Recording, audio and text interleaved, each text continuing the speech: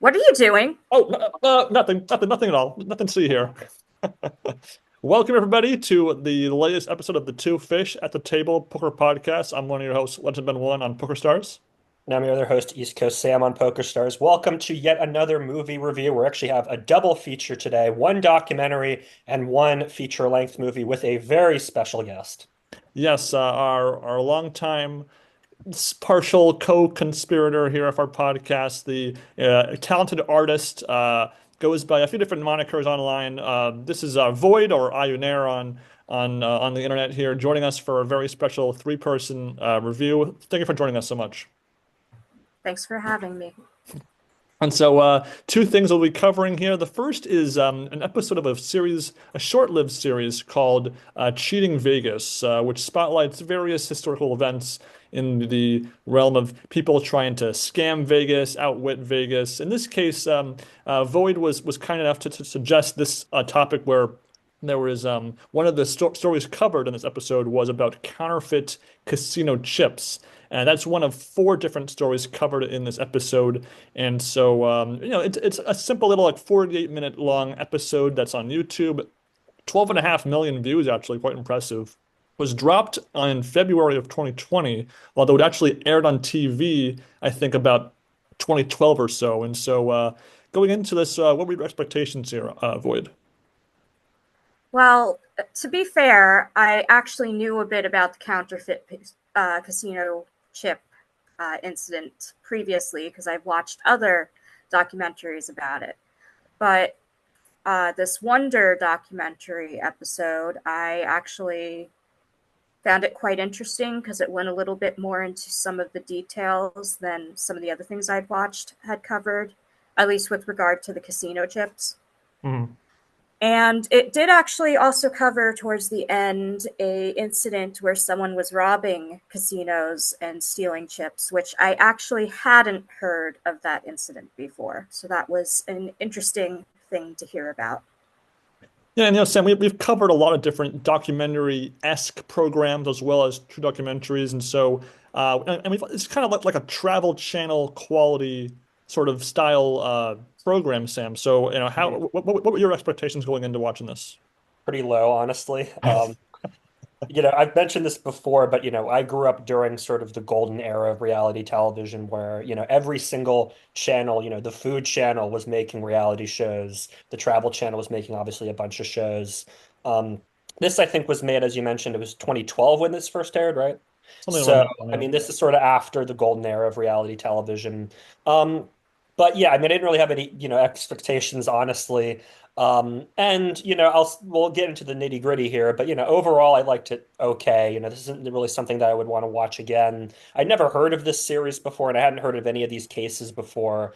I'm not too familiar with poker crimes per se, unless those crimes are committed by Michael Madsen. But at that point, I'm an expert in those. But beside that, I wasn't never heard of any of these cases. So it was kind of interesting to get a little bit of a deep dive into them and to actually hear from the people who were involved in them in a couple of cases was pretty interesting too. yeah, they do a pretty good job of intermixing these sort of reenactments along with, video footage of the actual events, as well as interviews with people that were involved at the time, whether it was the authorities, the actual criminals in a couple of cases, which is pretty cool, and obviously kind of experts that are giving their feedback on how these crimes were committed. And so, in a 48-minute span, we get four different stories that are all their own sort of network of criminals or criminal doing these various these acts, and each one gets, I think, just enough attention and detail for each story to be worthwhile exploring. Yeah, absolutely. I mean, we start off with Eric Morikawa and Jeremy Lewis, who are the fake chip distributors. These are clay chips. These were not, they are technically speaking fake chips, but we would not go to a casino and cash them in. These guys actually made fake chips and cashed them in, which actually they did a really good job based on the chips that they show during it. And we actually get to hear from Eric Morikawa, actually on camera, kind of giving a just an interview to the camera about the chips that he made and sort of his whole story, meeting Russians in jail and doing jobs for them and all sorts of crazy stuff that happened.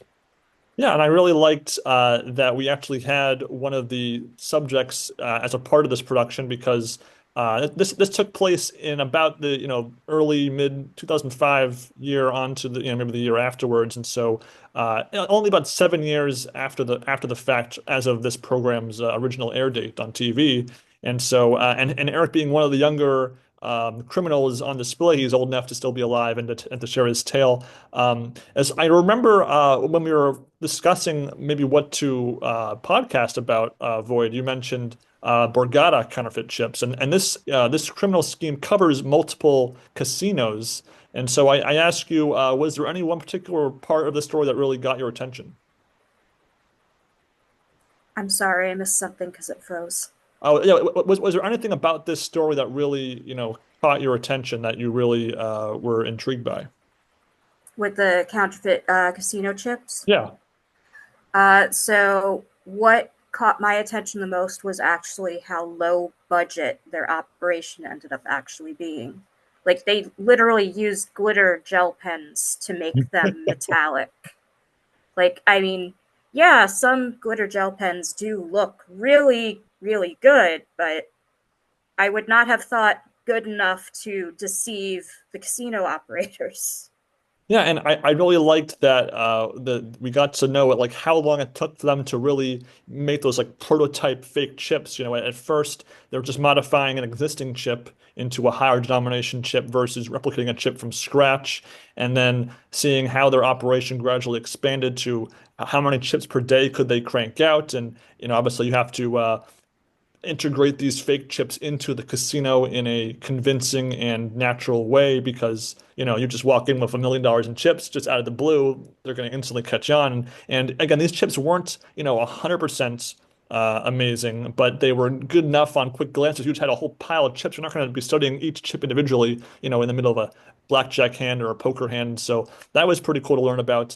And obviously seeing how their operation eventually became undone when Eric Morikawa's conspirator Jeremy Lewis, who's a bit less composed, a bit more on of the criminal mindset, his he gets involved with a girl that blackmails them, and honestly, it sounds like it'd make for a pretty fun movie or a fun little FX limited series where that could have been a fun little plot development too. It's actually Yeah. kind of surprising that it was only one of the many women who blackmailed him because he was hanging out with at least eight or so that he honestly he was paying. We know he was paying them. So, yeah, you would expect it to be more of them, and it was just the one apparently. No, and Sam, I feel like this could be another TV series that we co-write here. The rise and fall of Lewis and Morikawa. What do you say? Yeah, so we'll do Tilt 2, and then we'll do this. Yeah. But the story isn't over there, of course. Morikawa had a $5 million bail, and he served just 10 days in prison, whereas Lewis stayed in jail for a while. And as I alluded to earlier, he talks to some Russian gangster in jail. The Russian gangster gets out, and then he gets hired by the Russian gangster to make fake chips. I mean, that's the sort of extra element of the story that I found surprising because I was watching this for the first time thinking, oh, gee, the runtime for this documentary is a little long. I mean, he's about to go to jail. Like, I guess the story is over. I guess it's on to the next one. That extra element really, that was the part that got my attention. It was like, wow, there's another chapter to this. And then there's kind of this odd ending where he only has to pay $36,000 in restitution when you're making millions and millions of dollars of chips, and who knows the ramifications of where those chips got spent, and maybe somebody else was caught using them, and then all of a sudden they're in trouble. For all that hubbub, but only, he got off pretty scot-free in the grand scheme of things. And it really speaks to the difference between, white collar and blue collar crime and these weird sort of avenues of crimes can go down, and the punishment really doesn't fit the crime, if you ask me. Yeah, I mean, I noticed a lot of people in the comments, not necessarily about this case, but about all the cases in this were like, oh, yeah, the casinos are just a bunch of criminals, so they got what they deserved. This was all justice. Wouldn't go that far, but I mean, I was pretty stunned to see that that was the common consensus in the comments section. No, I agree with you there, and it's again each story takes up about one quarter of the runtime of this video. So we move right into the next story about a man named Anthony Carleo was known as the biker bandit. And this is again kind of one of those classic, like you'd see stories like this on like Discovery Channel, like I almost got away with it, or the first 48, where a criminal goes on a spree and eventually they get caught. And in this case, he would just go up to a casino on his bike wearing a helmet, rob them at gunpoint, get out before anyone knew better, and rinse and repeat. And I was surprised. This took place in 2010, and so that's not that far long ago. And I was surprised by how even he got away with this once in the first place. Yeah, I mean, it's pretty brazen to just go into a casino with that, and that they actually had a phone interview with him, apparently still in prison, I think, explaining his methods and explaining how he went in there. And apparently, they also had actual surveillance video of him like walking into the casino. Something that we haven't really mentioned is there's a bunch of reenactments in this, which aren't, shall we say, high quality, particularly in the first story I found. But you've got to visually illustrate this stuff, right? So it's, I preferred the real footage over the reenactments, I'll just say. No, I agree there, and I loved how they ended up referring to the higher denomination chips as the cranberry chips, the chips that because we see other casino chips use that similar coloring, and so it was kind of funny to be them name dropped like that. And again, it's how you use your stolen chips because again, these chips have monetary value, but they're useless when they're sitting in your safe in your hotel room. You need to find a way to use them, and so. They break down slowly how his usage of his stolen money ultimately proves to be his undoing, because that's how they can trace him back to the crime. Yeah. Uh, Uh, Go ahead. it wasn't entirely that they traced him back to the line because of his usage, because they actually traced it when, like, fully traced it when he tried selling the cranberry colored casino chips because he couldn't use them because they'd been withdrawn. That's true. That's true. So, And again, this all takes place in over the course of really just middle of December in 2010, and so he was ultimately caught. The chips were confiscated, and I would hope that they would have learned their lesson to not to have such lax security measures for to deter future robberies. Luckily, during both of my times in Vegas, I've never felt unsafe in a casino. It always seemed like they had their everything in order there, but. In any case, moving on to the third story here in this episode, we have the story of Clifton Burnham, or also known as James Shahadi. And on my birthday, no less, this is what the story takes place on 6/15 in the year 2000, so 25 years ago. It's hard to believe that.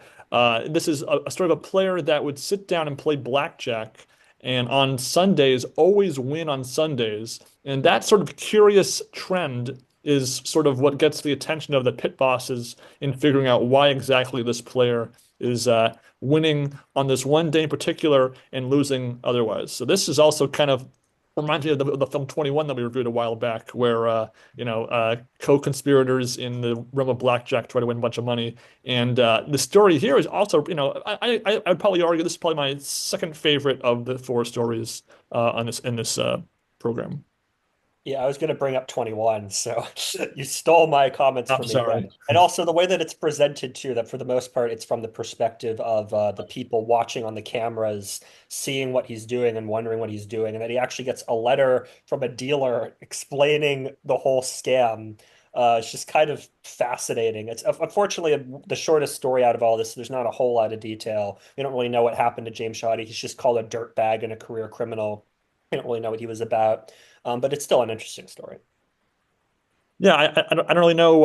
I don't know blackjack super well. I mean, I know the basic rules and maybe some of the basic strategy, but the idea is that the dealer purposely loses, or rather, when because there's a certain flow of the dealer's hand against the player's hand, and so when there could be something called a push where nobody loses or wins any money, everyone gets their money back, and so you can manipulate with those certain gameplay elements to make sure that the outcome you want takes place. And I was pretty amused by the, again, the dealer trying to get out of this, blackmail, and he gets a deal for being compliant with the investigation. That was fine, but Shahadi ends up dying in prison. So that sort of, given his age, kind of, that's the life that he ended up choosing for himself. I ask you here, Void, what is your understanding of blackjack, or even casino culture in general? I know that you're probably not as well versed as we are. I'm not versed with the tables really, like any of that. Not really. No, no roulette, no blackjack. Unfortunately, no poker, even though it's a poker podcast. But Mhm. I do actually gamble at casinos at the slots. I like playing the slots. Well, that's a great segue into our final story in this program here because we have the story of Dennis Nickrash. Interesting last name. A locksmith that turns into a pretty lucrative side hustle business here where he ends up stealing over $16 million from slot machines using a variety of methods. And his, methodology actually evolves to adapt to the times because, casinos are always trying to find that evolution to block out cheaters, scammers, and in this case, hackers. So this is actually another pretty interesting story here about how he managed to outwit the Vegas to a degree. I mean, he gets caught multiple times, so it's not a perfect performance here, but it was definitely also another fun story to listen to. Yeah, I never thought you could just break into a slot machine like that. And then he goes to jail for a few years, comes back, and that just has this like little like computer in his hand that he can just plug into a slot machine and just get that win for himself. I mean, very impressive, even though he got caught. But no such thing as a perfect crime, but this is pretty close. Yeah, and again, much like our chip counterfeiters, he relied on some teammates to sort of help because the scam requires, with the security cameras in the casino, you're on camera, so they can, really crack down on your people if you're not careful. And one of his teammates rats on him, and that's another reason why the noose around his conspiracy here falls tightens up on him. And he actually refuses to disclose his tricks. He was, offered a deal to sort of maybe like a plea deal where if you give up information, then they'll partially forgive some of your crimes and it's kind of like a weird sort of nobility sort of honor to not disclosing your craft, which I kind of respect to a certain degree, but at the same time, if you're kind of caught and you're going to jail, you might as well play that card to get out of jail as best you can. What were your thoughts on that, Void? Well, first, I wouldn't say he necessarily hacked it, at least not in the traditional sense, Hmm. because he used a device that he planted inside the machine. So I'm Hmm. not sure if I'd say that's actually hacking the machine. Hmm. Although there was an incident, I think, in New Jersey where someone did actually change the code on some digital slot machines. But that's a different story. This one didn't cover that. Right. Um, with regard to him not wanting to reveal how he made those devices, I agree. There's a little bit of like respect of the craft there, like especially since the thing is, if I think he did die, I think he did pass away. In prison, yeah. So the fact that he passed away without revealing how he made any of these devices, the only way anyone is ever gonna make them again, so to speak, would be to reverse engineer the ones that are already in existence. And that could be pretty difficult, depending. Also, most machines, since those were to manipulate the slot machines, most machines nowadays are digital. So many of the devices he had made might not work now.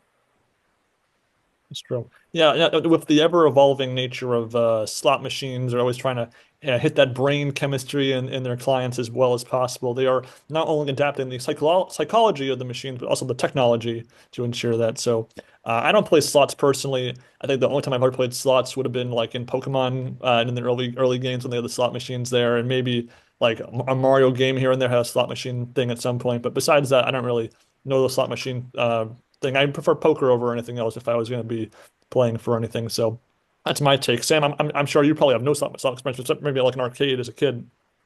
No, I mean our brother Nick did play slots in Vegas. He $1 slots. He won 40 cents, and then he played again with the 40 cents and lost that 40 cents.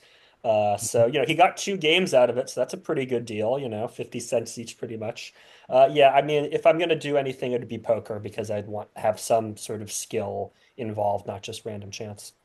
Yeah, I'm with you there. And so again, a small little program on YouTube. There's a couple other episodes in the same series. I haven't seen them, but maybe if I had the time, I'd check them out just out of curiosity. But really, the main attraction here of our discussion tonight will also be moving on here to the Uh, Movie called Poker Night here, made in 2014, written by a man named Greg Francis and directed by Corey Large, who I've never heard of either of the works. This was kind of a American Canadian production.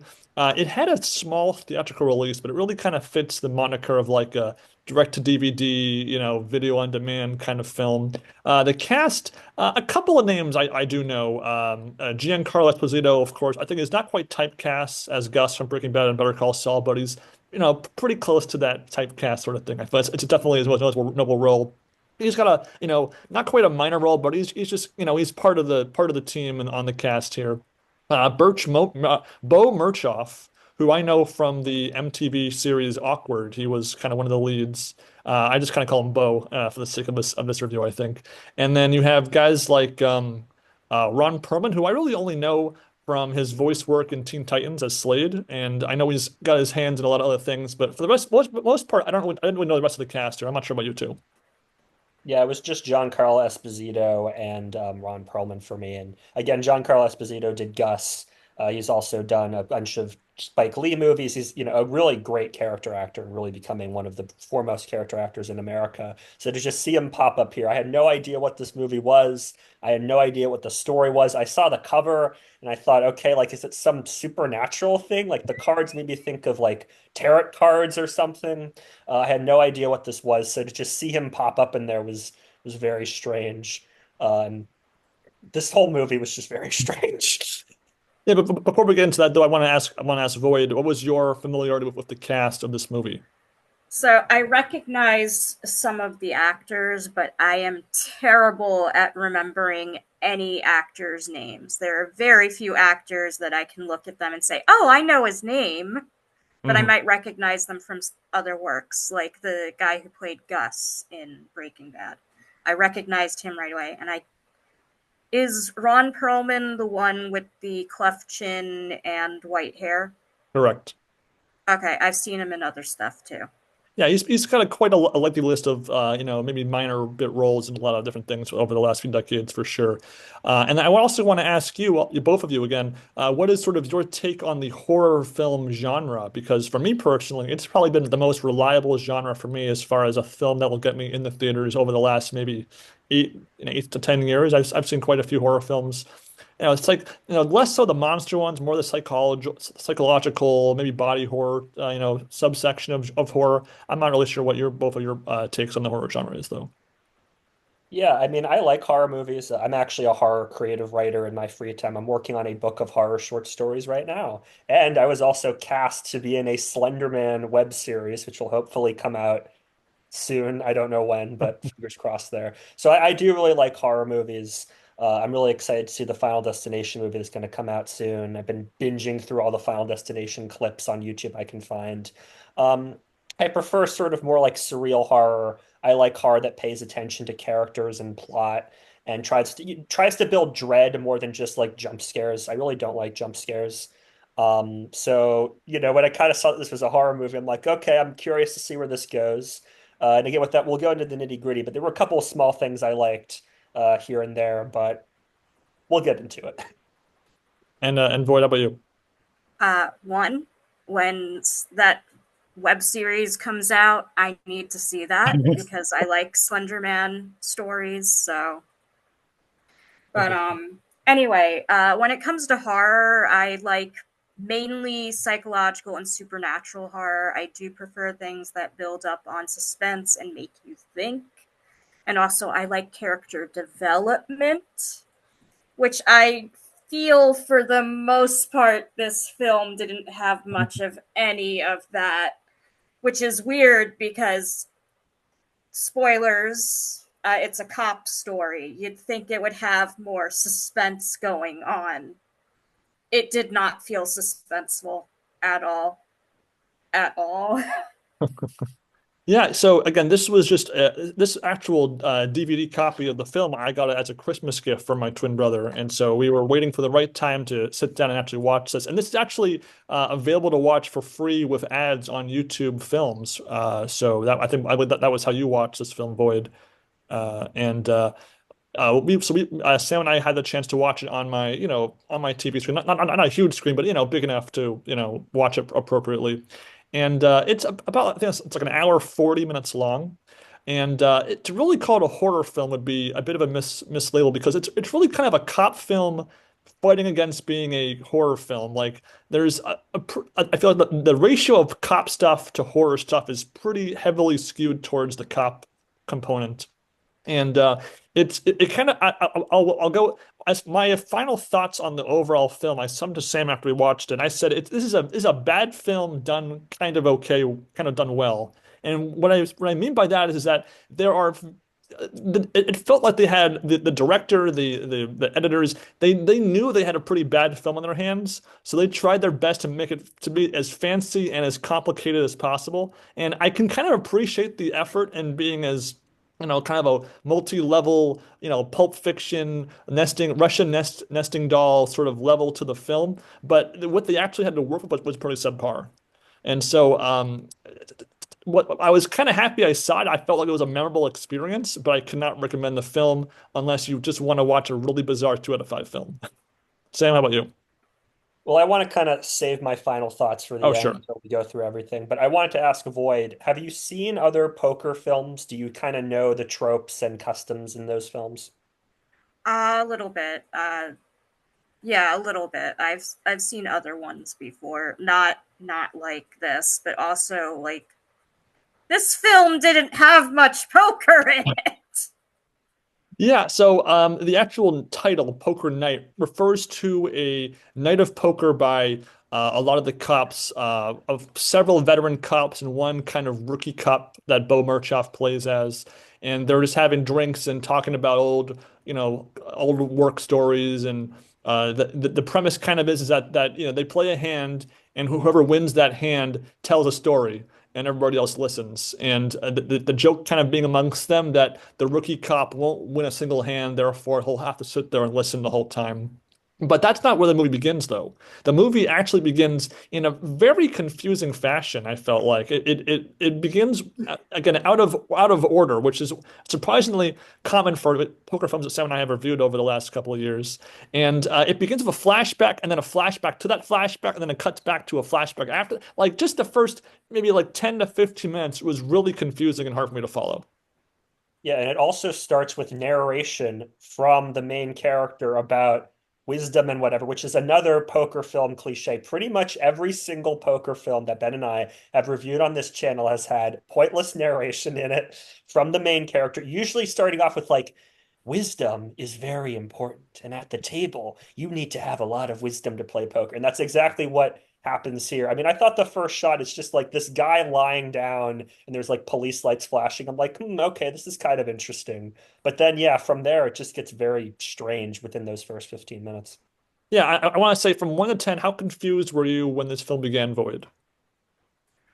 Uh, the only confusion I felt was what the hell does this have to do with poker?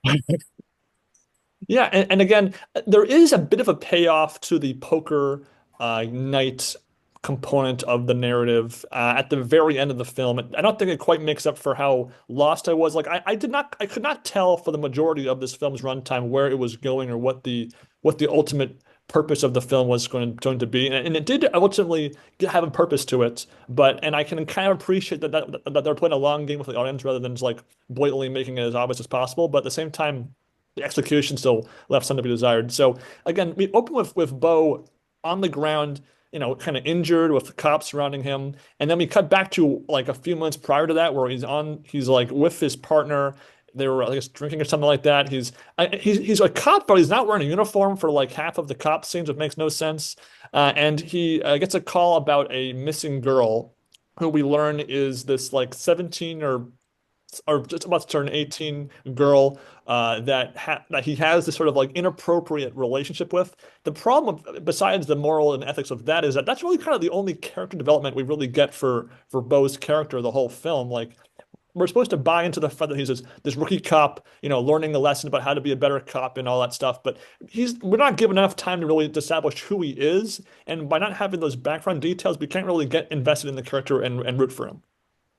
Yeah, and one of the downsides about having the poker night as the premise where he doesn't win a hand is he never tells a story. So he doesn't really say anything to the other cops. You don't really know what his dynamic is. Does he feel condescended to by these guys? Does he get like, okay, there's a bit of a hazing thing going on here. I'll just roll with it.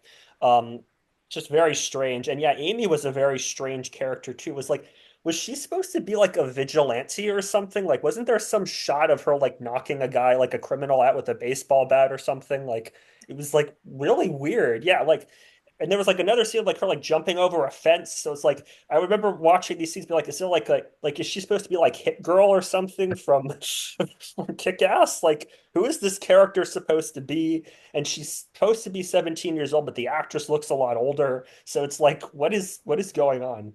Well, to be fair, having taught kids for like at least 5 years on and off now, a lot of teenagers look older than they are. Mhm. So, You know, like, you have to give them that. The character could have genuinely looked a little bit older, and you can get away with that. But doesn't change the fact that the relationship was really messed up. and also it's maybe a little a little weird, but say Bo Murchop is kind of a nice looking guy, and he doesn't. I feel like he doesn't really need to find a 17-year-old to find a girlfriend. Like he could probably get somebody via normal means. So it's like if he was like cast as some like average schlub who's kind of a little overweight, maybe not a little ball or something like that, and he was just happy to have some female attention, I could almost kind of buy that being sort of a vice in his life. But it didn't make sense that this guy of all time, this is like like a model, basically, a model cop, can't find a girlfriend that's age appropriate. I mean, come on. Yeah. There Yeah. is one thing that bothered me throughout the film. It absolutely drove me crazy. They really played into the accents way too hard. Like, they did not sound authentic at all. At all. And they were supposed to be coming from various different cities. Mhm. None of them sounded right. None I, of them. yeah, I'm terrible with accents. Sam knows many family events where fake accents were a problem for us. And again, I tend to I'm usually able to block out accents from acting because I'm no actor, but I know I definitely see where you're coming from with that. And the whole point of this opening sequence is to show our main character getting drugged and then kidnapped. And he kind of wakes up in this sort of, evil, villain lair-ish area, kind of like a Jigsaw's like, haunted factory, trap factory type place. But then we flash back to 3 days prior where he's taking part in this poker night between all the cops. And again, this is his first time being in this kind of game. And I guess the game is kind of dealer's choice where the dealer gets to pick which game it is. And so they play a couple different games over the course of the movie. It's not really showing them like, mid-hand or anything. We see like the result of a hand. But again, I think it's worth mentioning still. And again, we kind of have the classic like five-card draw and Texas Hold'em and all that stuff, Sam. And I know that this is pretty old hat for us by this point. Yeah, I mean, there is no poker play in this whatsoever. It's the least pokery movie that we've reviewed, even though it's literally called Poker Night, which is kind of funny.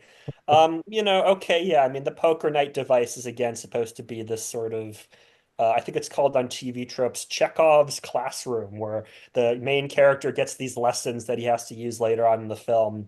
Um, and okay, that's fine, but I mean, why does it have to be poker? Why can't it just be, a night out at the bar and they're sharing stories with each other? Why the specific it could be darts, it could be, never have I ever. It could be all sorts of different games that they could play instead of poker.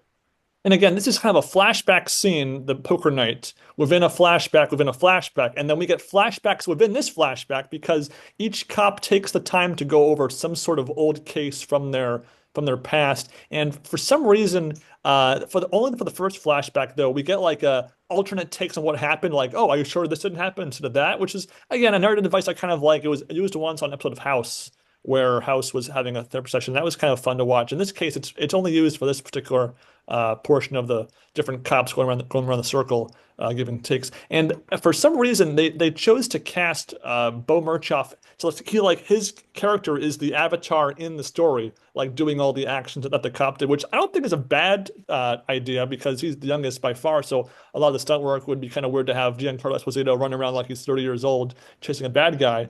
But I felt like it didn't quite. The first time it was done, I was confused, and then I eventually got it. But I felt that it wasn't really, it didn't really add anything to the story. It would also cut back and forth sometimes between Bo, who I think his character is supposed to be named Stan in this, by the way. The fact that we're not Stan using the Peter. characters' names goes to show that we don't really care about these characters. But anyway, it would cut back and forth between Stan and the cop, and also like the cop would be there, like talking into the camera as though they're telling the story at poker night. So it gets very confusing. Like, is the cop supposed to be like within the flashback, like investigating the case, or is this a retrospective thing? It's very weird. Yeah, and again, I mostly cut along after a while because we eventually would get settled into the idea. Okay, we're going to see, 4 or 5 of these sort of sequences, and but then these sequences are kind of like exist in a bubble by themselves until the very end of the movie, because in between each story we get it cutting back to Jeter being locked up in the bad guy's lair with with Amy, with the girl that he was seeing allegedly. And again, it didn't feel like there was much like real consideration of the right balance of cutting back between these two sort of timelines in the story. I did like maybe 1 or 2 details within some of the cop stories. I guess, like for example, I liked the cop there's a bar scene where he's investigating like this cold case, and he is talking to the actual killer of a couple of cops as if he sort of tricks him by saying, "Oh, the case is done. We found the bodies," and then he ends up that part was okay. That had a little bit of comedy to it. I think that was okay. That part. So you keep talking about just the cops flashbacks, but we also got to have the backstory as a flashback for our bad guy, and that was the weirdest one in the whole dang film. Like it felt like oh, what's his name? Brett, who plays Deadpool? There we go. It felt like Deadpool, Ryan Reynolds type of shenanigans in those flashback scenes. Like they were just we went from this serious like, oh, we're this is depressing, I'm being tortured, I'm tied up, I can't do anything, to I had a great life. I used to have a job. I had a wife. Oh, it was great. Everything was amazing. But then I realized I didn't enjoy my life. And then it just gets weirder and weirder and still in that happy go lucky kind of vibe. And it just, no, no. Why? I just, it's so jarring. It's so different from the rest. It's just strange. Yeah, Sam. Well, I know that there was definitely a tonal shift of that sequence. What were your thoughts there? Yeah, very strange. I mean, horror and comedy is really hard to balance. Like in the stories that I write, I tend to not be funny because I also just really have a hard time coming up with jokes and being funny in terms of my writing in general. Um, and a lot of horror comedies I just don't think work for precisely the reason why you just said Void. Like it's just too much of a tonal shift to all of a sudden go from like I'm cutting somebody's heads off to I'm going to give a little girl an ice cream cone. So that's why I really don't like Nightmare on Elm Street or Friday the 13th because they just get too goofy. And yeah, this is an example where, I mean, it's trying to have like a dark sense of humor. Like look at this guy, he's got his mentor and they're learning how to kill people and he's going to go online and we have this panning shot of like people dressed as bears and people with like chopped heads on their shelves and stuff like that. Um, yeah, it's just too much of a tonal shift came out of nowhere. There needed to be comedy before then in order to set that up. If you're going to have this sort of like, whimsical over the top tone, like that could be kind of interesting as like, if it's a deliberate effect throughout the entire movie instead of just in one scene. And I was really Offended, I guess would be the word, by the killer's note to himself, which I don't know if we're allowed to say, given YouTube terms of service, what that note says, but Yeah, no, we can't. yeah, bad stuff. And I was like, okay, that's really gross. Don't do that. Yeah, yeah. One rule is a certain kind of crime, and then goal two is stop anyone who prevents him from doing crime number one. So, again, and the actual like pick paper with the rules on it is like shown on camera multiple times, and so it's pretty clear what we're talking about when you're watching the film. I felt that the flashback to his evil origins, it was memorable, not in a good way, but it was memorable. So I guess, in the hands of a different director, maybe that would have been a forgettable, quick glossed over portion of the film. So again, it got my attention, not necessarily in a good way, but at least it got my attention, I guess, which is more than some of the cop stuff would have done for me. And again, this is taking place as Bo is being strapped in a chair and is being like drugged whenever he wakes up or is trying to escape. And again, the film definitely tries to establish this bad guy as kind of this like evil mastermind at the level of like a jigsaw, where he's always like 10 steps ahead of his victims. And for the most part, I think that he did, compared to other sort of D tier horror films, I did feel that he was maybe a bit more memorable than maybe your average horror film's villain. Just because of his line delivery, his actions were pretty substantial, and one or two of his horror film, horror villain tricks or tools, I thought did kind of work for me. Compared to just like having a knife and stabbing folks blindly. Yeah, I mean, I thought the mask that he wore looked kind of cool. Like the one thing I liked about the flashback origin scene is that while the flashback is going on, he's wearing his mask. I thought that was kind of like a cool little meta detail. And yeah, the actor himself, I mean, usually the villain in movies like these has the best actor because the actor has the most to work with. He can be kind of fluffy and over the top. And this guy, I'm sure, like if he had a more competent script and a more competent director in a horror film, I think he'd be a good horror villain. Um, but yeah, I just don't really buy like this guy manages to see through every single contingency possible, right? Like if Amy breaks out, this is what he can do. And if Stan breaks his chains, he has a contingency plan for that. Like we have so little understanding of like where this kind of intellect could come from. Like going to the Jigsaw example, it's established that he was like a genius architect and a genius engineer. So it makes sense how he could build all those traps. It makes sense how he could plan all this out. And he had a bunch of accomplices helping him out. So that all makes sense. Whereas like this guy's by himself. Like, did he have all these tools? Like, where did he get the money for this? Where did he have the time for all this? It would have taken him months to figure out what is that syringe he's using? Where would he have gotten the drugs for that? Where did all this come from? I just kept asking myself that question. And in a more competent movie, I wouldn't ask myself that. Well, the in story explanation is that he learned it all online in forums. Very useful forums. Yeah, that's true. I ask you, as far as horror movie villains go, how does this guy rank in your hierarchy? Was he okay? Was he above average, below average? Honestly, I liked the villain, but they really messed up the movie.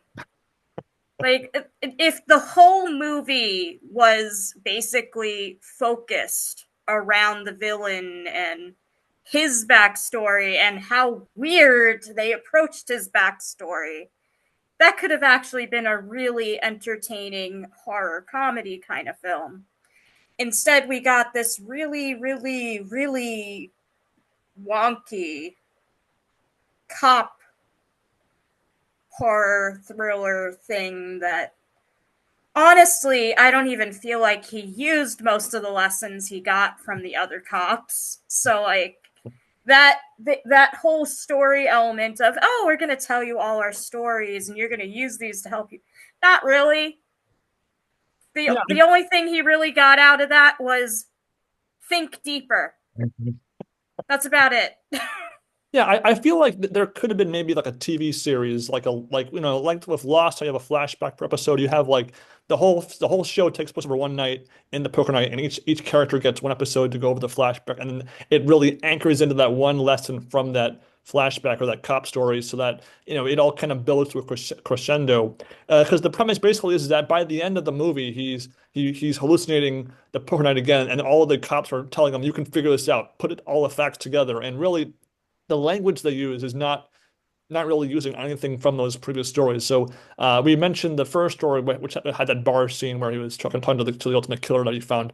A different flashback scene was just about his dynamic with Ron Perlman's character, as he sort of, he tells Jeter that he knows about this sort of inappropriate relationship with Amy, and to snuff it. And then that the next flashback after that is where this he ends up uh, tracing a series of clues to find trafficked women. As accidentally so, though, as part of this pretty horribly shot chase scene. I thought that that was a pretty atrocious chase scene. And I thought that chase is usually among the easier action scenes to film, if you ask me.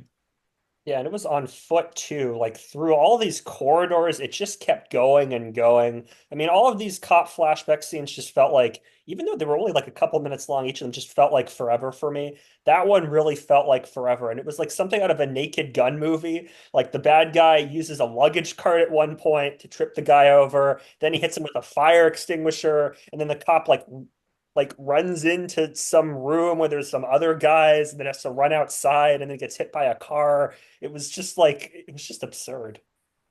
Yeah, I didn't care for that one. And then the one after that was from 1979, where there was a double parental murder case, and where basically uh, Gus, Giancarlo Esposito's character, doesn't really trick a guy, but he sort of like manipulates this son into confessing that he killed his supposedly abusive parents. And again, that isn't, there definitely could have been more to enjoy in that sequence if we'd had a bit more time to know this character more, and not just, I mean, it was pretty obvious from the beginning he was so nervous that he was the killer. But I could imagine maybe if it had been a TV series of like half an hour long, you could have had a bit more introductory and there'd be a bit more ambiguity to the situation. Unfortunately, again, all these cops were pretty simple. So that was again another miss, if you ask me.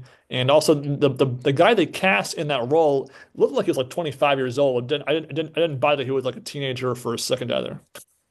Yeah, that one you can't justify because he looked way too old even for a teen that looks older than they are. Yeah.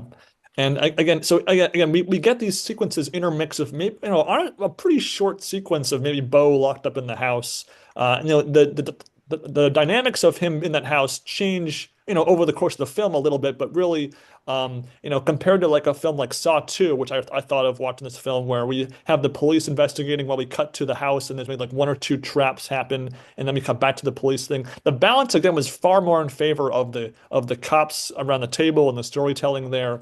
At this point, and that was unfortunate because really, again, you mentioned that the villain is, there was potential for a pretty good villain here, and the movie was really more interested in developing the cop character, which there's a couple of things that kind of work a little bit towards the very, very end of the film. But again, by us not knowing who this character was too much, and him being kind of this like not quite pedophile, but kind of pedophile-ish, kind of guy at this point, I wasn't really in his corner as far as rooting for him to get out of his predicament. Yeah, and another thing as well is like all of the cop work and police work seems to boil down to like just getting some like eureka lead, running around, shooting a gun, violating procedure, like not interrogating people. Like in addition to horror films, I've also seen, Jim Can't Swim and Matt Orchard, who are these true crime creators who go over police interrogations, and they take place over hours and involve a bunch of different techniques and psychology. And it just seems here it's like you just talk to a guy, you're like, hey, I know you did it.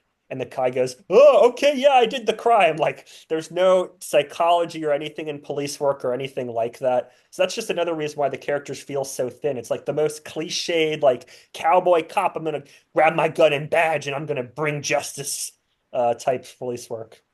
They didn't even lean into the idea of police corruption either. Like they if it was corrupt investigative work, they would have been tormenting the suspects.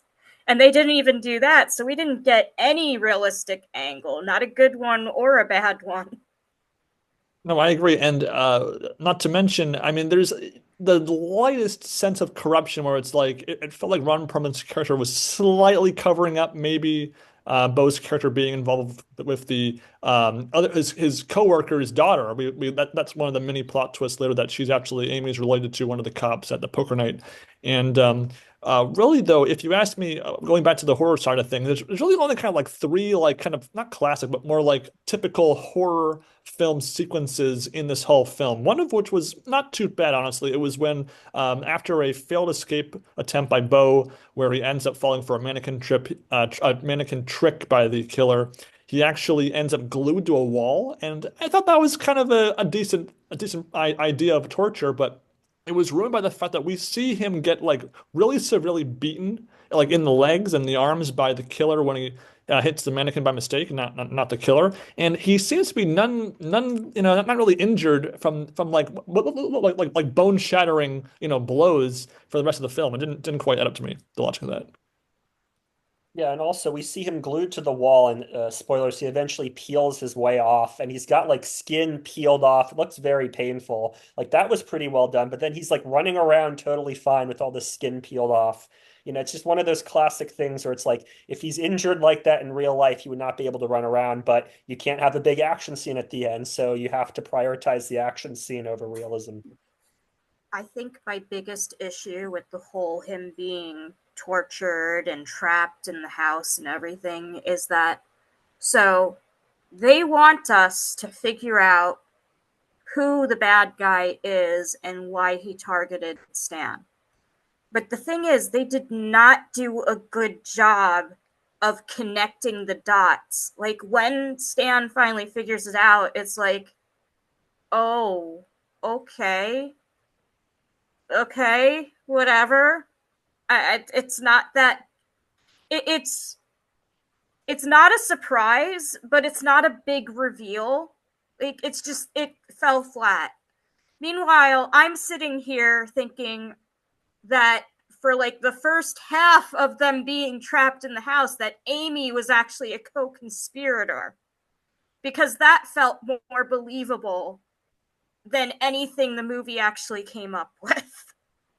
Yeah, I mean, I was definitely guessing what was happening as far as how Amy fit into it. Was this all like a scheme by the killer to uh, expose a, inappropriate cop or something like that, or what was she a part of it, or how did I knew obviously that the cop veterans would get in some way involved later on. At first, we were only seeing Jeter locked up and stuff. And then as we're getting flashbacks about everybody involved, basically we do also see another villain flashback where he reveals he had a mentor, and that was a key member. And again, so they're putting all these plot elements out there, and they're not really connecting them until the very end. And so I'm not against giving us the clues and us to figure it out at some point, but we don't really know what's a clue, what's just there. Like a lot of the details, like, oh, is the fact that this boy in this flashback killed his parents, is that going to be relevant later? It's not, but it would be not wrong to assume that would be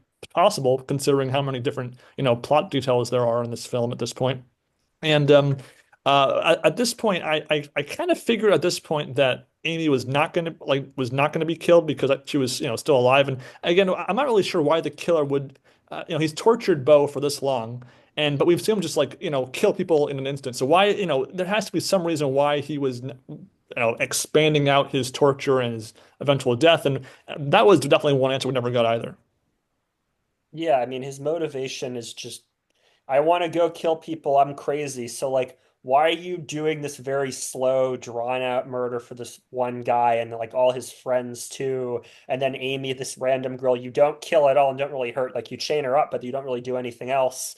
Like, why don't you just, burn a building down if you really want to kill people? Why these specific methods? Yeah, yep. And then the final veteran cop story was about this sort of like male prostitute killer. And the story, it definitely, I mean, obviously the majority of this cast is white males, and it's a very kind of a macho, oh, let's drink, and again, its treatment of women and of the LGBTQ community in this film is definitely pretty, disrespectful. Not like I've seen, worse in other films, but it's definitely, bottom of the barrel as far as its representation and. Yeah, like that last story was I mean, it was a little bit funny because, from the perspective of these are all very, very cis men who are very trapped in their masculinity, like, okay, yeah, it's kind of funny from that perspective. But as someone who actually is LBGTQ, it was just, okay, then.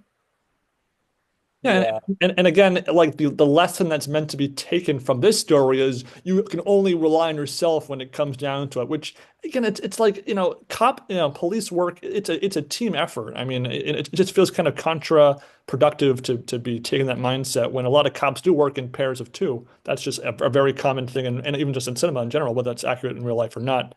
At this point, we're talking about this movie here. And then after that cop scene, gradually the sort of the circle around the killer, it's closing in a little bit because people are investigating Jeter's disappearance, Amy's disappearance, and so some of the other cops are getting involved in trying to locate them, and so. One by one, these veteran cops, or a couple of them at least, do meet their demise as sort of in the back 40% of the film is taking place. And actually, at one point, Ron Perlman's character manages to actually find the house and get involved. But he makes, of course, the classic mistake of not making sure the bad guy is either locked up securely or dead or still breathing or something like that. And so the instant he, apprehends our killer and then goes down to the basement, I knew that he wasn't going to make it because he thought that a little handcuff to the wall would be enough. And anyone who's watched Breaking Bad knows that that's not enough to hold anybody who's determined. Yeah, well, before that scene, we get the reveal that Amy is this particular cop's daughter. In my notes, I called this cop Graybeard just because he had a gray beard. And I don't know these characters' names, so it's just like, okay, this guy's Graybeard. And there's this really long scene where Graybeard shows up at this house, and there's a guy walking a dog, and Graybeard's like, "You're the killer," and the guy's like, "Oh no, I've got my dog, don't shoot me." And this goes on for like a minute. And of course, you're sitting there as an audience member going, "Of course, this guy's the killer." Like, he has a dog. He has these glasses on. Like, of course, he's trying to make himself seem, like he's not the bad guy. And sure enough, like Graybeard's walking away, he's holstered his gun, and he just takes out his magic taser or whatever, knocks him out, throws him in the car. So then they go back to the house, and some fracas ensues. Stan peels himself off the wall, and he shoots the mask guy. But it turns out it was Graybeard in the mask the whole time. And this is what I mentioned earlier, where like the killer just manages to plan out like every contingency, every possibility. Like he has an identical mask and like an identical costume, and Graybeard just happens to fit into it perfectly, and he leads Graybeard at gunpoint so that Stan could shoot him. Like, come on. Like, it's just such a strange scene. See, I could see him having an identical suit getup because he used to have a job that looked like some kind of accounting or something like that. It's just some kind of office job. But the mask, how did he have the same exact mask? That was a custom damn mask. He made it himself for sure. How does he have an exact same one for another person to wear? And clearly the writers thought this was a very clever twist because they do a flashback of that sequence that we literally just saw. And that was also a tool they had used earlier in the film where they gave us a flashback of what we had just seen with maybe like a slightly different, more at a level of detail. It's just very, very pointless. It was not needed. Taking that out wouldn't have hurt the film in any respect there. And so again, with Graybeard's death and then with Ron Perlman's death, again, these cops are dying, and basically due to their own incompetence. I mean, they're always there by themselves, not wearing their uniform, wearing just they're out their regular clothes. They don't radio backup. They never have any cell service. They're just completely useless in the confines of these sequences. And then we actually do get there was also another flashback, or more of like a narration internal flashback by Bo's character, where he's talking about the three times he's ever had to fire a gun.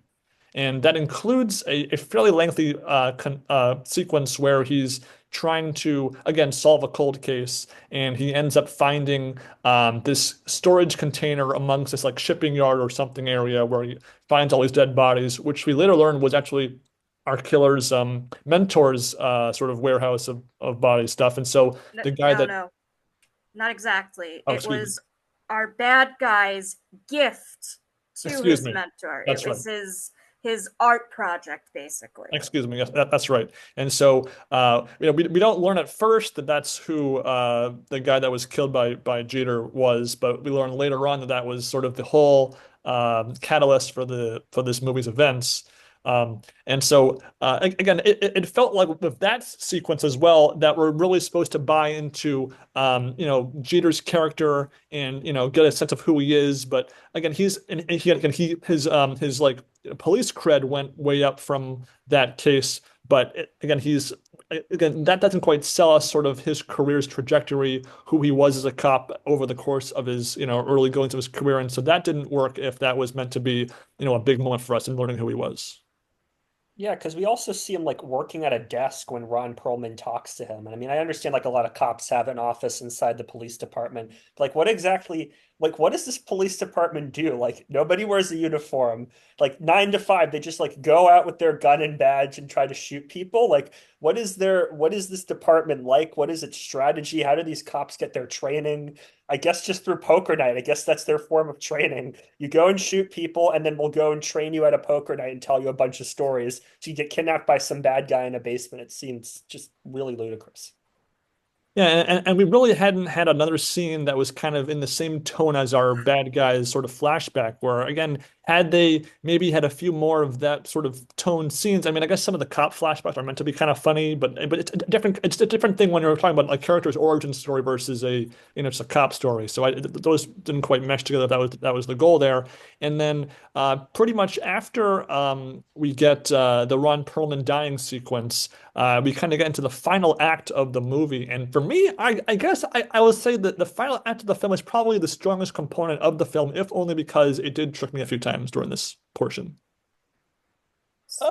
No. All right, well, at least for me. I mean, we're allowed to disagree, but I'll say that he's escaping from the house. He subdues the killer, but he doesn't realize that there's super glue on the gun he has, and so it kind of reminded me of the end sequence from Spiral, one of the Saw films, where Samuel L. Jackson's character was killed at the very end. Where so when he gets out of the house, the cops don't know what they're running into, and he's holding a gun. He can't get rid of it. He gets shot, and then that connects us to the opening scene of the film when he's on the ground. And so I had not fully forgotten about that opening shot, but just enough where it wasn't like immediately, oh, this is where that's going to happen. And then the killer escapes from the basement, and the Amy is in a coma, so she's not able to testify as to what happened. And so we were given us showing us some sequences where now Bo is in jail, and it seems like the killer's gotten away with it. And so Yeah, so go ahead. I thought that was when the movie was going to end, and I'm like, okay, that's an interesting ending. And then it kept going. It kept going, but it fooled me in that I thought that was the end. And so again, being fooled is not. I think I'm not the easiest guy to fool when it comes to film. So at least fooling me at all was worth some value to me. Okay, that's fair enough. That's fair enough. Avoid So your it's thoughts here. so it had just occurred to me when we were discussing like the jarring backstory for the bad guy again, and we were talking about the dog scene. Mhm. We could have just not had the dog scene, but because we had it, they had a really major missed opportunity to explain where the hell the dog came from. That's true. Because a scene of the bad guy just in his own weird Deadpool-esque La La Land acquiring the dog in the first place could have been really funny and made the fact that his backstory was so weird a little bit less jarring in retrospect if they kept it. Your sound's cutting out on me right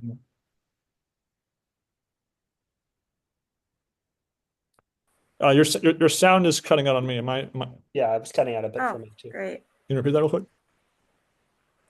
uh can you guys speak for a sec? Yeah, I hear you. Anna, you can hear me? Okay, you guys have been cutting out on and off for me the whole time. Oh, okay. I was saying that the finding out where the dog came from could have been a really good opportunity Mhm. to tie in how weird the vibe was with the backstory. No, I definitely see where you're coming from with there.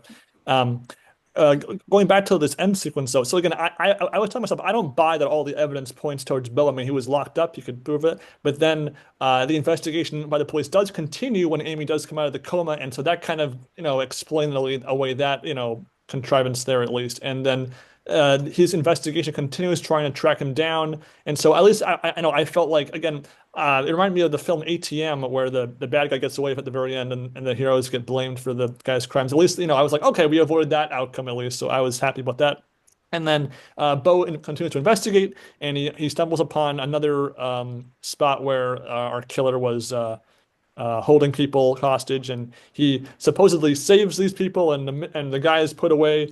But then we had yet another fake out here again, where that it was another super glued gun, and the killer gets away scot free. And again, it's a little convoluted, but I appreciated that they were not giving us the most predictable ending where the bad guy gets away with it and he gets blamed for the crimes. I was okay with that outcome. Well, it's just what I don't like about it is that it was five different endings in 2 minutes. And it's like, all right, Bo's gonna go to jail. Oh wait, no, he's gonna go and catch the bad guy. Oh wait, no, he didn't.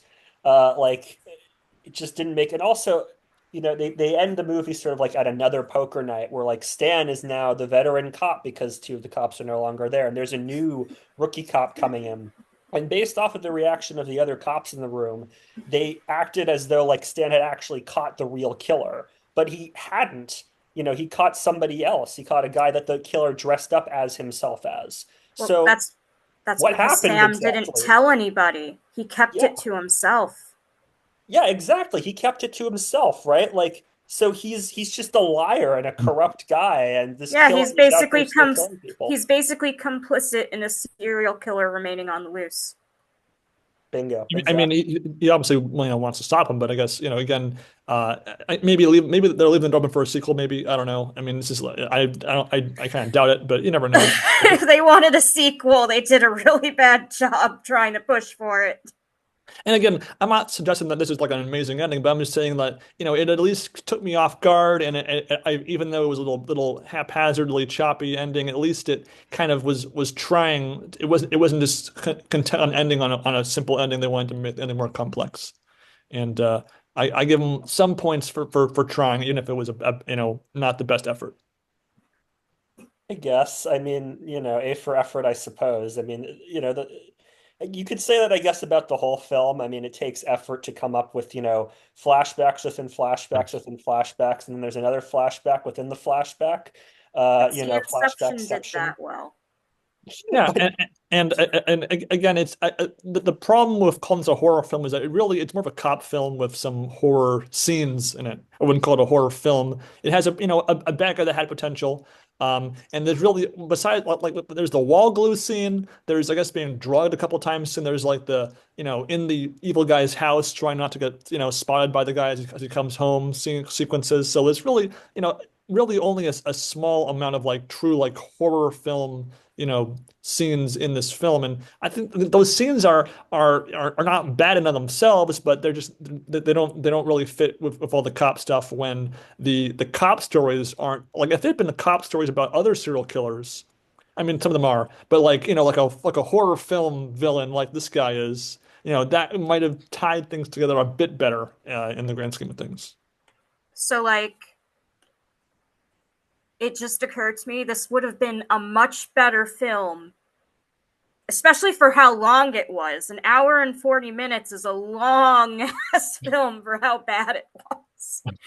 They could have done it so much better if they had interspersed flashbacks back to his torture and to everything that was happening to him and the poker nights and whatnot. If they'd interspersed that throughout the whole movie and the main focus of the movie was right now trying to catch the guy hmm. instead of saving that for like last 5-10 minutes of the movie.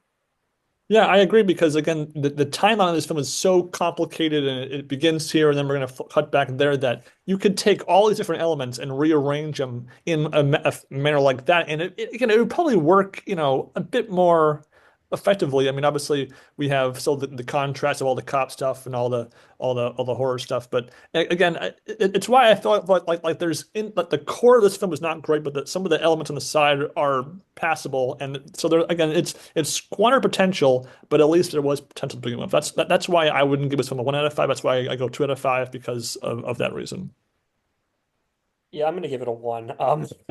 Sorry. I mean, I mean, yeah, my rating system is 2 out of 5 is forgettable, 3 out of 5 is fair or mixed, four is good, five is great, one is bad. This is bad. It was entertaining. I mean, I was curious to see where it went. The acting wasn't super terrible, but it's really just kind of like the writing and direction that brings this down, the flashbacks within flashbacks, the really weird attempts at humor, the weird homophobia, the weird sexism, the weird just stuff that goes on throughout. The fact that the main cop is again dating a 17-year-old and at the end covers up a serial killer. So he's like a really terrible guy when you stop to think about it. He's just as bad as the villain of the Well, movie. that was the whole point the villain made. He says, "You're just like me, Stan." That's He true. kind of is in a way. Yeah, I mean, I guess I'm framing this film as a 2 out of 5 from an entertainment point of view, not the movie's quality. Like, I agree, it's it's a bad movie, but I was entertained, and so I do give some credit to entertaining me because this could have easily just been a very unengaging film, but because it's so complicated, it kind of makes you pay attention to how complicated it is, even if it's really messed up. So I give it a 2 out of 5, but I again from an entertainment point of view, not from as a this was an afternoon I was watching it just for an hour and a half, having fun while laughing at it. So I guess maybe our scales are a little bit different, but they're kind of I think we're still in the same mind space here. Yeah, I think so too. Yeah. This didn't even make it onto my rating system, but I did like the bad guy. I enjoyed the bad guy, and I will remember that bad guy. But that's the only thing I'm going to remember about this film. And it's not going to even be the story of the bad guy. It's just going to be like, this bad guy has some really chaotic vibes. And again, I hadn't seen a horror film with this level or this sort of narrative structure. I mean, the Saw films do have a lot of non-linear components to it, but this not quite in this method. And so it definitely jumps out in that respect for me. The last horror film I saw in theaters would have been Smile 2. And I really did not like it. I thought that Smile 1 was far superior.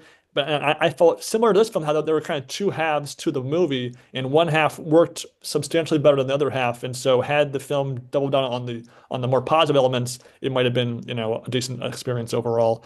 But I still say if you are a horror fan and you want to watch something memorable, in whether it's good or bad, this film could be up your alley. Poker fans again, the poker is literally 35 seconds worth of relevance. But again, we didn't pick this film because we seem to be poker heavy. We just did because of the name and the cover implies cards are involved. Therefore, whatever. It's actually also referred to as the Joker in I think in the UK. That was the name of the movie. So I guess depending on where you live, you might Still not. is related to cards, I guess. That's true. But also the Joker, I guess it could be confused for Batman. Therefore, that's why they went with that name probably in the U.S. Okay. Besides that, I know we didn't really explore the any other bonus footage from this movie. I think it just had it didn't have anything on the DVD, so we didn't have to worry about that too much. I wouldn't have had access to it personally, so. Right on YouTube, you wouldn't be able to, but that's basically this film. This is our first time covering a horror film on our podcast here, so different than say like Casino Royale from James Bond or 21 or Molly's Game. So we have we've now covered a good variety of movies here now, Sam. So I'm looking forward to maybe what other poker-ish films we'll find next. We'll have to do another like I'm trying to think of like how you could integrate a poker tournament into a horror movie. Like every time you have a certain number of chips and if you get eliminated you get killed or something. Like I'm That trying was to what think I of was like expecting, something more along those lines. Or it's like yeah. if you give up a body part, you get more chips, so you stay alive or in the tournament or something. Ooh, that would be fun. Well, it would be like sexy poker, except you lose a body part instead of you. That's true. Right. Overall, I mean, I feel like the I would be maybe like I might look up maybe some of the other work by the producers behind this movie just to see what else they've touched on because if they this is a B movie direct to video thing that got like A movie treatment in the post-production phase. I felt like with how they handled things. So it'd be funny if, like, what other genres could they have applied this sort of level of effort to poor projects overall. So I'd be amused to look up their work after that. Yeah, I'd be curious to see if there was like a commentary for this, just hearing the director and writer trying to explain the plot and why they did everything. Because I mean, you mentioned Smile too. Like this reminded me a lot of like Pulp Fiction, trying to have like a non-linear excuse me, a non-linear sort of format, flashbacks, and you have a scene, you have half a scene, then you cut back to that scene later on in the movie and it adds more clarity and things like that. Like just very convoluted. Like it's clear that they saw Quentin Tarantino movies. It's clear that they saw, maybe like Shaun of the Dead in terms of like a horror comedy or something. And like, oh, we have to include some comedy in this, and just learned all the wrong lessons from it. Yeah. Yeah. So Void, while we have you here, is there anything you want to bring up, plug? You have a multifaceted social media presence. Is there anything you want to name drop here? I wouldn't say multifaceted if you mean my actual presence. If you mean all the different things I do, then yes. Fair enough. Yeah, I know that you while you were creating our logo, you were live drawing on Twitch. I know that you occasionally do some Twitch streaming and occasionally watch poker horror films with your friends on YouTube. So Hey, if you find another poker horror film, I'd be happy to do this again. But I hope it's better than this one. well, there's a lot of movies out there, and again, I probably if I did a title search, I would probably find one or two more pretty quickly. But it's finding the access to them. That's the hard part there. I think Sam, is there anything else you wanted to share with us before we sign off here? What is that? Ooh, what is this? Ooh, let's find out There's a together, lot of shall tape on that. we? There is. Oh, okay. It's shiny. There's tape.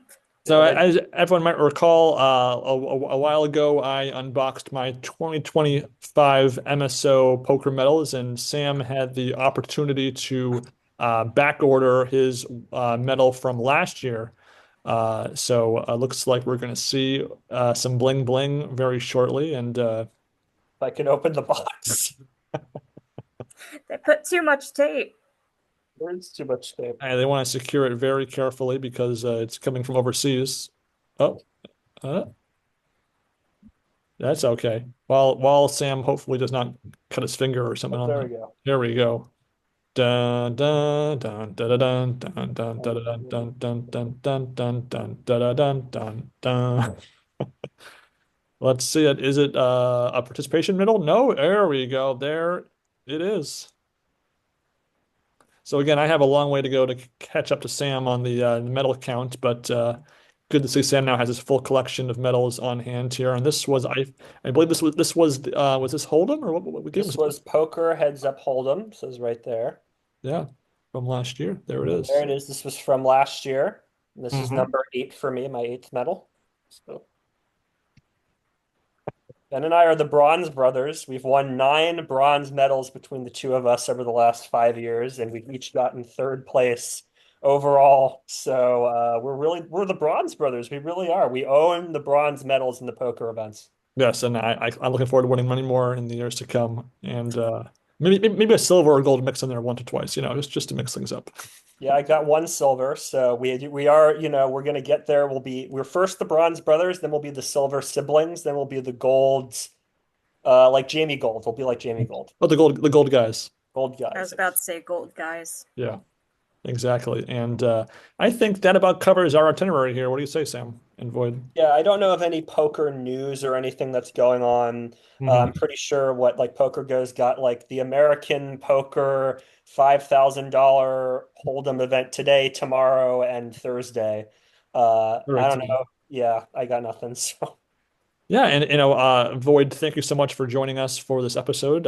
It's always fun to have a fresh face in the recording studio with me and Sam covering some very bizarre poker media every time we come around the bend here. And if anybody listening here wants to be part of a future episode, let us know. If you have suggestions for stuff for us to review, for us to talk about, let us know in the comments section. Hit me up on Reddit, hit me up on 2+2, on YouTube comments, anything. Let us know. We're always, as we near episode 100, we are always looking for new things to explore in the poker world.